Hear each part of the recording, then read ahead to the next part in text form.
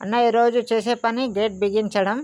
లోపల 2 కర్రలు బయట 2 కర్రలు కట్టేసుకొని ఇలా గేటుని సపోర్ట్గా ఉంచుకున్నామన్న. తర్వాత ఇప్పుడు ఈ సలాకులు ఉన్నాయి కదా, ఇదంతా ప్యాక్ చేయడానికి మేము బాక్సులు అనేటివి 4 మూలలో కట్టేసుకోవాలన్న.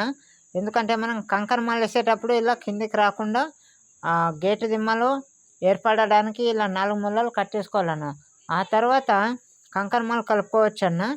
చూడండి లోపల అంతే మొత్తము సలాకాలే ఉంటాయి అన్న. బయటకు వెళ్ళి ఇవన్నీ ప్యాక్ చేసినాం కదా, చూడండి లోపల ఏ రకంగా సలాకాలు కనిపిస్తున్నాయో ఈ రకంగా ఉంటుంది అన్న. మొత్తము మనం దీంట్లోపల కంకర మాలు ఇలా వేసుకోవడం జరుగుతుంది.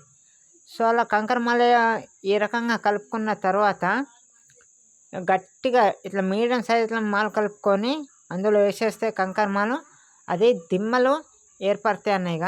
నెక్స్ట్ డే మనం తీసేస్తూ ఉంటే ఈ రకంగా ఏర్పడతాయి.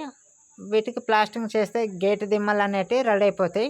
దాని తర్వాత మనం డిజైన్స్ వేసుకోవచ్చు, టైల్స్ వేసుకోవచ్చు అన్న.